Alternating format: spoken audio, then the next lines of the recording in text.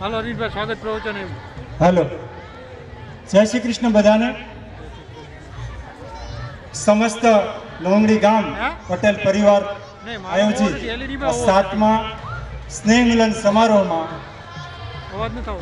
આપ સૌ વડીલો, માતાઓ, બહેનો, ભાઈઓ તથા બાળકો અને દાતાશ્રીઓ, આ સૌનું લોંગડી ગામ પટેલ પરિવાર વતી હાર્દિક સ્વાગત છે.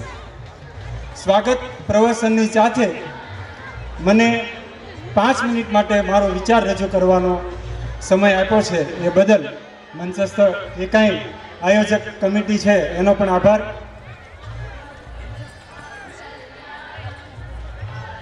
જ્યારે આટલી મોટી સંખ્યામાં આપણો પરિવાર આનંદથી તરબોળ હોય ત્યારે બ્રહ્માંડ પણ, આ સૃષ્ટિ પણ એની નોંધ લે છે. એમાં કોઈ અતિશયોક્તિ નથી. બીજી વસ્તુ, મારે એક મેસેજ આપના સુધી પહોંચાડવો છે. કોઈ પણ વસ્તુ આપણે બજારમાંથી, માર્કેટમાંથી લઈએ, કોસ્મેટિક હોય, મેડિસિન હોય કે કોઈ પણ આ મોબાઈલ જેવું ઇન્સ્ટ્રુમેન્ટ હોય, આ દરેકની સાથે કંઈ ને કંઈ માહિતી, કેમ વાપરવું, કેવી રીતે ઉપયોગ કરવો, કોને ઉપયોગ કરવો, આ દરેક વસ્તુ જોવા મળે છે. કોઈ પણ મેડિસિનની ટેબ્લેટ હોય તો એના માટે બાળકને કેટલા ગ્રામ લેવી જોઈએ, તો ઘણી વખત ડૉક્ટરો સજેસ્ટ કરતા હોય છે કે 1/4 ભાગની આપજો. કોઈ કિશોર અવસ્થા હોય તો એને એવું સજેસ્ટ કરતા હોય કે આને અડધી ટેબ્લેટ આપજો. કોઈ પુખ્ત વય હોય તો એમ કહે છે કે આને પૂરા પાવરની આખી ટેબ્લેટ આપજો. આવી એક વ્યવસ્થા છે. કોઈ પણ બાઇક લો કે કોઈ પણ કાર લો, એની સાથે 200 પેજની એક બુક આવે છે કે જેમાં ટોટલ એની મિકેનિઝમ અને સિસ્ટમ બતાવે છે. ક્યારે કોઈ પાર્ટ ખરાબ થાય એન્જિનમાં તો એને શું કહેવાય, કેવી રીતે ચલાવવી, કેટલી સ્પીડ ચલાવવી, ટોટલ ડિઝાઇન કરીને વસ્તુ આપે છે. કોલગેટ માટે જોઈએ, ટૂથપેસ્ટ માટે, તો એમાં પણ લખેલું હોય છે કે 3 વર્ષથી નીચેના બાળકને આનો યુઝ નહીં કરવાનો. તો જીવન માટે 84 લાખ જન્મ લીધા પછી માનવ જેવો દુર્લભ જન્મ આપણને સૌને મળ્યો છે. ત્યારે આ જીવનને કેમ જીવવું, તો આવું કોઈ રહસ્ય ઈશ્વરે નહીં મૂક્યું હોય, આની કોઈ સિસ્ટમ નહીં હોય. ક્યારે ખાવું, કેટલું ખાવું, કેવો વ્યવહાર કરવો, કેમ બોલવું, કોની સામે કેટલું બોલવું, કેવી રીતે બિઝનેસ કરવો, બિઝનેસમાં પ્રામાણિકતા કેમ રાખવી, આની કોઈ ગાઈડન્સ નહીં બની હોય? ચોક્કસ બની છે. અને એ છે 5000 વર્ષ આશરે શ્રી કૃષ્ણ ભગવાનના મુખારવિંદથી ગવાયેલી ગીતા, જે આપણે બધાને ચાંદલા તિલક તો કરીએ છીએ, પણ એનું પાનું ક્યારેય ખોલીને જોયું નથી. એમ તો ભણતા બાળકો માટે, બિઝનેસમેન માટે કે ગૃહિણી માટે, બધા માટે એટલા માટે જરૂરી છે કે દરેક પ્રશ્નનો જવાબ એની અંદર ઓલરેડી છે. બીજી વસ્તુ, એ આપણો પાયો છે આપણી સંસ્કૃતિમાં. બહેનોને ખબર છે, જેટલા પણ 50 યર ઓલ્ડ છે એ બધાને ખ્યાલ હશે. આપણે ગામડે દળવાની ઘંટી આવતી, કેટલા લોકોને ખ્યાલ છે કે એ પહેલા ઇલેક્ટ્રિશિયન એ ટૂલ્સ નહોતું, ત્યારે ઘંટી આવતી હતી. ત્યારે અડદ છે, મગ છે, મઠ છે, ચણા છે, દાળ કરવા માટે ઘંટલાનો ઉપયોગ થતો. એમાં પણ જ્યારે એ તૈયાર થઈ જાય ને ત્યારે અમુક દાણા આખા રહી જતા હતા.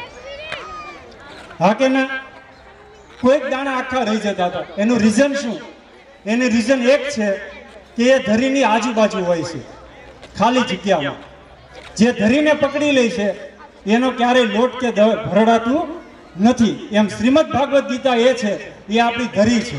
આપણો ધર્મ છે, સનાતન ધર્મ છે, એ આપણી ધરી છે. કૃષ્ણ અર્જુનના સંવાદની વાત કરું તો આ શ્રીમદ ભાગવત ગીતામાં શ્રી કૃષ્ણએ અર્જુનને વાતચીત દરમિયાન એને ઘણી રીતે કન્વિન્સ કરવાની કોશિશ કરે છે. કૃષ્ણ ભગવાન અર્જુન જેવા ધનુર્ધનને રેડી થવામાં 700 શ્લોકની ગીતા સંભળાવવી પડે. ત્યારે એક શબ્દનો પ્રયોગ કરે છે, નપુંસક. આ શબ્દનો પ્રયોગ કરે છે, છતાં પણ કૃષ્ણ અર્જુન એને એમ કહે છે કે હા એવું છે મારા માટે, છતાં એના નાસીપાસ નથી થતા. જ્યારે આપણા સામાન્ય જીવનમાં આપણે જોઈએ, કોઈ આપણને આગળ લાવવા માટે, કોઈ આપણા વીકનેસ પોઈન્ટ ઉપર કોઈ આપણને સરસા કહે તો આપણને ગમતું નથી. તો હું એમ કહું છું કે કોઈ પણ આપણા જીવનમાં કોઈ પણનું કન્ટ્રીબ્યુશન હોય કે તારે આ કરવાની જરૂર છે, આ તને સારું નથી લાગતું, તારે આમ કરવું જોઈએ, તો એ ક્યાંક ને ક્યાંક આપણા ગુરુ છે. પંચમહાભૂત, આખી પૃથ્વી કે આખું બ્રહ્માંડ પંચમહાભૂતમાંથી બન્યું. ઈશ્વરે કોઈ પણ વસ્તુ બનાવી છે એની બ્યુટીફુલનેસ એ છે કે એ પાછું પંચમહાભૂતમાં ભળી જાય છે. જ્યારે માણસ કે વિજ્ઞાન કેટલી ટેકનોલોજી વસાવી છે, લોખંડ છે, સ્ટીલ છે, કાચ છે, આ કોઈ વસ્તુ જમીનમાં ભળી નથી શકતી. એમાં એક મહત્વની પ્રોડક્ટ છે પૈસા. પૈસા જો આટલી જ મહત્વની પ્રોડક્ટ હોત તો ઈશ્વરે પહેલેથી સર્જન કર્યું હોત એવું મને લાગે છે, અમારા પર્સનલ વિચારો છે. પણ પૈસાને પ્રથમ પ્રાયોરિટી આપવામાં આપણે પરિવાર સાથે, સમાજ સાથે, માતા પિતા સાથે બેસવાનું ભૂલી ગયા છીએ. મને ઘણા સમયથી યાદ 1992 ની વાત કરું તો જેમ કૃષ્ણ જેવા એકદમ પ્યોર સોલ જ્યારે અર્જુનને સમજાવે છે એમ આપણા પરિવારમાં ઘણા લોકો હોય છે. મારી શેરીમાં ગોદાવરી બેન એટલે પર્વતભાઈ નથુભાઈ માણિયાના બા, એ અવારનવાર મારા ઘરે બેસવા આવે ને એમ કે મારા બાનું નામ રૂડીબેન, એટલે એમ કે રૂડીબેન અથવા કે રૂડી તારો રમેશ ખરેખર કંઈક કરવાનો છે, કારણ કે મને પહેલેથી આર્ટમાં અને રમકડા બનાવવાનો પહેલેથી શોખ હતો. તો એ આજે પણ મને યાદ છે. બાળકોને ભણતા હોય બાળકોને ઓનલી ફોર એન્વાયરમેન્ટ પૂરું પાડો, ભણી એની જાતે લેશે. બીજું આજે વિશેષ આનંદ એટલા માટે છે કે આ શક્તિની આપણે પૂજા કરી છે. ઘણા લોકોને હું ફોનમાં જોતો હોઉં કે જેમ મન ફાવે એવી લેંગ્વેજમાં પત્નીને બોલાવતા હોય છે. જ્યારે ઘરની અંદર માં હોય, પત્ની હોય કે બેન હોય, તમે ત્યાં વિવેક ચૂકો છો તો ક્યારેય એવા ઘરમાં લક્ષ્મી આવતી નથી. આ ખરેખર આજે જેમને પણ વિચાર આવ્યો હરેશભાઈ માણિયા કે આપણે આવું કંઈક કરવું છે, તો ખરેખર એમના વિચારને વંદન છે કે બહેનોને આજે અહીંયા સ્ટેજ ઉપર સ્થાન આપ્યું. મારા બાને હું 2005ની સાલમાં સુદીપ હોસ્પિટલમાં દવાખાને લઈ જતો હતો. 2 વ્હીલર ગાડી હતી અને એ રિક્ષામાં બેઠા, એને મારા વાઈફ. તો કાપોદરા બ્રિજ બનતો હતો ત્યારે અમે ત્યાંથી નીકળ્યા ત્યારે એને મને જોયો અને ટ્રકને ઓવરટેક કર્યો. એ એનું દુઃખ ભૂલી ગયા. ઘરે આવીને મને પહેલો શબ્દ એ કીધો કે હું મરી જાઉં તો ભલે, પણ તારે આવી રીતે ગાડી ચલાવવાની નથી. તો આ એક માં જ વિચારી શકે. કાલ સવારની વાત કરું તો કાલે સાંજે ગરમીનો માહોલ હતો, હું મારા બેડરૂમમાં સૂતો હતો. તો સવારમાં મેં જોયું 5:30 વાગે ઉઠીને મારા વાઈફ મારા છોકરાની રૂમમાં સૂતા હતા, નીચે સૂતા હતા. ત્યારે મેં કીધું કેમ નીચે સૂતી છે? મને કે છોકરાને નીંદરમાં ખલેલ ન પહોંચે ને એટલા માટે. એ કાં માં જ વિચારી શકે. કોઈની તાકાત નથી. આપણે માને બાપને અભણ કરીને છે ને છેલ્લી કક્ષાએ મૂકી દીધા. આપણે એને પૂછતાય નથી. જે પણ બિઝનેસ કરતા હોય, જે પણ બાળકો ભણતા હોય, જે પણ સમજુ છે, મેચ્યોર છે, એક વિનંતી છે કે મા બાપ જે વસ્તુની ના પાડે ને તો પગ પકડીને પણ એને કન્વિન્સ કરો, પણ એની વિરુદ્ધમાં કોઈ કામ નહીં કરો, નહીંતર સફળતા નહીં મળે. અને જ્યારે નિષ્ફળતા મળશે ને ત્યારે એવું સાંભળવું પડશે કે મેં તને ના પાડી. તો માં યશોદા જ્યારે કૃષ્ણને પ્રેમ કરતી હતી ત્યારે એ જ માં હતી. જ્યારે 50 વર્ષ પહેલાના મારા બાઓ, જ્યારે મારા 47 વર્ષ થયા, તો માં જ એક એવી વ્યક્તિ છે આ દુનિયામાં કે જે અપેક્ષા રહિત પ્રેમ કરી શકે. એક બાપ કદાચ એમ વિચારે કે મારો દીકરો 40,000 પગાર લાવે છે, એકાદ કારખાનું કે ફેક્ટરી ફેરવે તો 45 થઈ જાય. માં માટે પ્રથમ પ્રાયોરિટી કોઈ પણ હોય તો એનું સંતાન છે. આજે 1 વર્ષનો મારો દીકરો હતો ત્યારે પણ એની મમ્મી આવું વિચારતી હતી. મને આનંદ થયો વાતનો કે ઘરમાં આવું સકારાત્મક વાતાવરણ છે, તો આ વાતાવરણ હોવું જોઈએ. પણ આપણે કંઈ પણ હોય, આ એક એવો રાક્ષસ અજાણતા પકડી લીધો છે કે આપણને સમયે આપણા ફેમિલી સાથે જમવાય નથી દેતો, નિરાતે વાતચીત કરવાય નથી દેતો. 27 વર્ષની મારી મેરેજ લાઈફમાં મારે એટલા માટે કહેવું પડે કે આ વસ્તુ કોઈ જાણતા ન હોય. મેં ક્યારેય ટુકારો નથી કર્યો. ઘરમાં પૈસા નહોતા, 20 વર્ષ મેં સ્ટ્રગલ કરી ભગવાન ઉપર ભરોસો રાખીને એક જ ધંધામાં.